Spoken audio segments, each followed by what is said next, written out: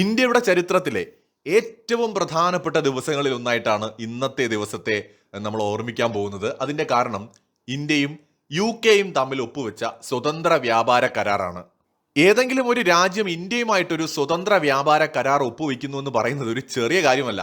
പ്രത്യേകിച്ച് ബ്രിട്ടനെ പോലെ സമ്പന്നമായ ഒരു രാജ്യം. ഇത് ഇന്ത്യയുടെ മുമ്പിൽ തുറന്നിടുന്ന അവസരങ്ങൾ എന്ന് പറയുന്നത് വളരെ വളരെ വലുതാണ്. ഇന്ത്യയും ബ്രിട്ടനും തമ്മിൽ ഒപ്പുവെച്ച സ്വതന്ത്ര വ്യാപാര കരാറ് ഒരു സമ്പന്നമായ രാഷ്ട്രമാക്കി ഇന്ത്യയെ വളർത്തുന്നതിൽ തീർച്ചയായും ഒരു പങ്ക് വഹിക്കും. കൂടുതൽ രാജ്യങ്ങളുമായിട്ട് സ്വതന്ത്ര വ്യാപാര കരാറുകൾ ഇന്ത്യ ഒപ്പുവെക്കുന്നതിനും ഇത് നമ്മളെ നയിക്കുകയും ചെയ്യും.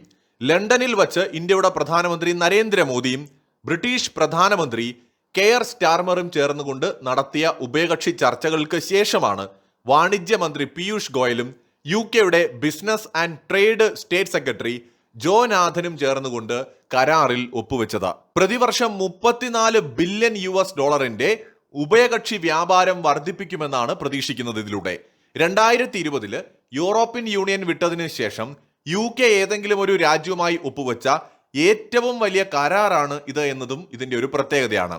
ഇന്ത്യയിലെ ജനങ്ങൾക്കും വ്യവസായങ്ങൾക്കും മെഡിക്കൽ ഉപകരണങ്ങൾ, എയ്റോസ്പേസ് ഭാഗങ്ങൾ തുടങ്ങിയ UK നിർമ്മിത ഉൽപ്പന്നങ്ങൾക്കും താങ്ങാവുന്നതും മത്സരാധിഷ്ഠിതവുമായ വില മാത്രമേ ഇനി ഉണ്ടാകൂ എന്നതാണ് ഇതിന്റെ ഏറ്റവും വലിയ പ്രത്യേകത.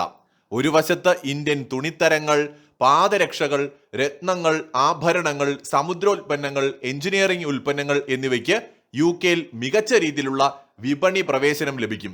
ഇന്ത്യയുടെ കാർഷിക ഉൽപ്പന്നങ്ങൾക്കും സംസ്കരിച്ച ഭക്ഷ്യ വ്യവസായത്തിനും UK വിപണിയിൽ വലിയ അവസരങ്ങൾ ഇത് തുറന്നു തരും. ഈ കരാർ പ്രത്യേകിച്ചും ഇന്ത്യൻ യുവാക്കൾക്കും കർഷകർക്കും മത്സ്യത്തൊഴിലാളികൾക്കും ചെറുകിട ബിസിനസ് സംരംഭകർക്കും വളരെയധികം ഗുണം ചെയ്യും. ഈ കരാർ ഇന്ത്യയുടെയും UK എക്കണോമിക്ക് വളരെയധികം ഗുണകരമാകും എന്നതും വളരെ എടുത്തു പറയേണ്ട ഒരു കാര്യമാണ്. നമ്മുടെ രണ്ട് രാജ്യങ്ങൾക്കും വലിയ നേട്ടങ്ങൾ നൽകുന്ന ഒരു പ്രധാന കരാറാണിത്.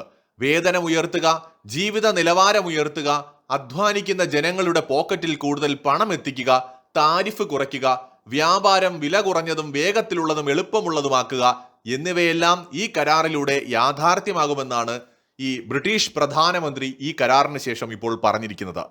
സ്വതന്ത്ര ഇന്ത്യ കണ്ട ഏറ്റവും മികച്ച പ്രധാനമന്ത്രി താനാണെന്ന് ലോകത്തിന് മുന്നിൽ തെളിയിച്ചു കൊണ്ടിരിക്കുകയാണ് ഇന്ത്യയുടെ പ്രധാനമന്ത്രി നരേന്ദ്രമോദി. ഓരോ നിമിഷവും 370 അനുച്ഛേദം എടുത്തു മാറ്റിയതാണെങ്കിലും ഇന്ത്യയെ ആഗോളതലത്തിൽ ശക്തമായ ഒരു രാഷ്ട്രമാക്കി മാറ്റിയ കാര്യത്തിലാണെങ്കിലും ഇപ്പോഴിതാ ബ്രിട്ടനുമായി വ്യാപാര കരാർ ഒപ്പുവെക്കുന്ന കാര്യത്തിലാണെങ്കിലും ഇന്ത്യയിലുടനീളം മികച്ച കണക്ടിവിറ്റി പ്രൊവൈഡ് ചെയ്തുകൊണ്ട് അടിസ്ഥാന സൗകര്യ മേഖലയിൽ വമ്പൻ വികസനം നടപ്പിലാക്കുന്ന കാര്യത്തിലാണെങ്കിലും ഇന്ത്യയുടെ പ്രധാനമന്ത്രി നരേന്ദ്രമോദിയോളം പോന്ന മറ്റൊരു പ്രധാനമന്ത്രിയെ ഈ രാജ്യം ഇന്നുവരെ കണ്ടിട്ടില്ല.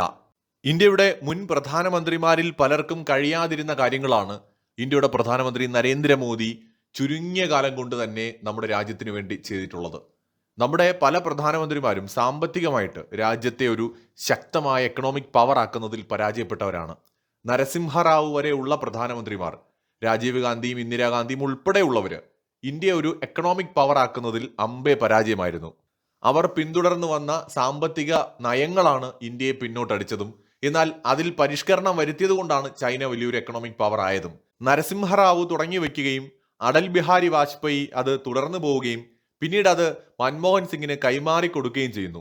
അങ്ങനെ ഉണ്ടായ സാമ്പത്തിക പരിഷ്കരണങ്ങൾ നരേന്ദ്രമോദിയുടെ കയ്യിലേക്ക് എത്തുമ്പോൾ അതുവരെ ഒറ്റ എഞ്ചിന്റെ കരുത്തോടുകൂടി ഓടിയിരുന്ന ഇന്ത്യൻ എക്കണോമി ഇരട്ട എഞ്ചിനുകളുള്ള ഒന്നായിട്ട് മാറുന്നത് നരേന്ദ്രമോദിയുടെ ഒരു മിടുക്ക് തന്നെയാണ്.